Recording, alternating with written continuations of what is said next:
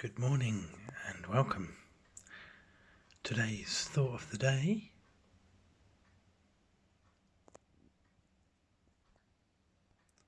is what you resist persists. Many of you have probably heard that phrase a number of times, like myself, over the years of the personal development world. And today, my reflection on that has come up because of personal circumstances, and it's about having the courage to face those things that we resist. And one of the things that came to mind was strangely enough, because I'm not a religious person, but the quote from the Bible about turn the other cheek.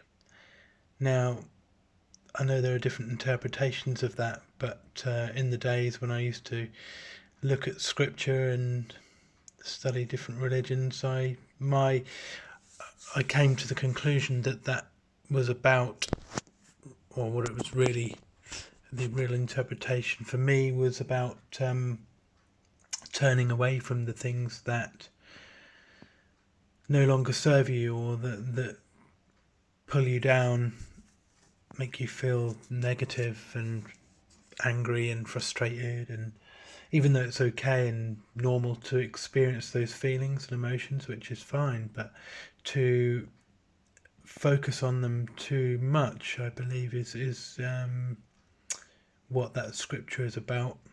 And instead of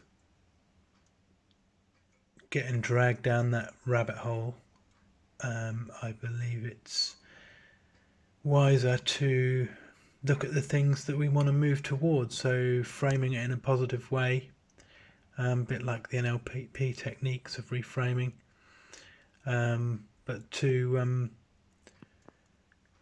channel that energy in it almost in its polar opposite form. So what do we want to create instead? What do we want to move towards? Now, for me at the moment, the frustration and anger comes up about what's happening and the overreaction to this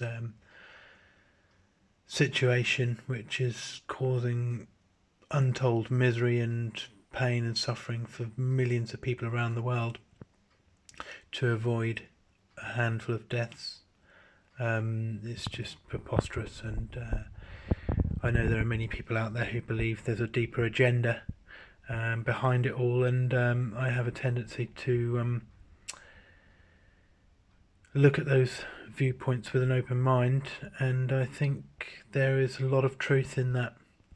The evidence is certainly out there that points to that fact, from many different sources a lot of those have been censored by big media, or big tech, shall we say.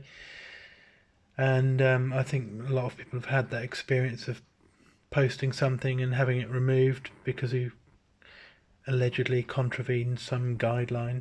And I think that, the freedom of speech is fundamental. We can't ever let that go. I think it's absolutely imperative to protect that.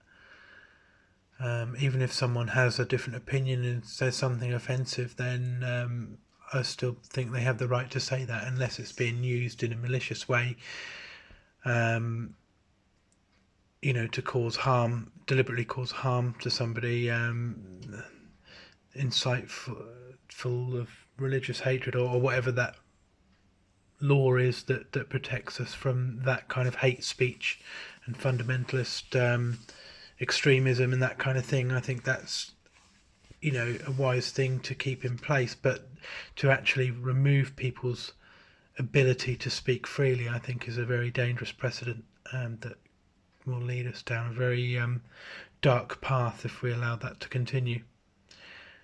And coming back to the courage to face things and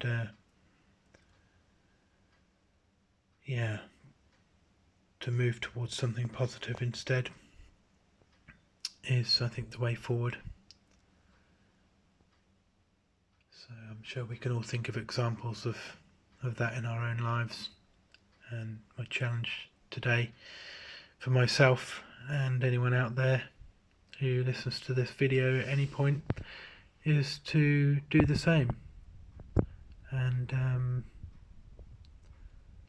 notice how that feels different to waging war on something. You know, we have these kind of war on drugs and the war on terror and whatever it may be.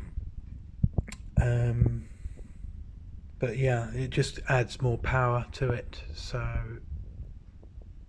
I think we need to be mindful of that and focus our attention on building the new rather than fighting the old, causing that tension and stress in the body and the mind. Yeah, so that's my challenge for today. I wish you all the best, and I look forward to seeing you in the next video. And I hope you enjoyed the live fire video because it's dark in the room. Take care.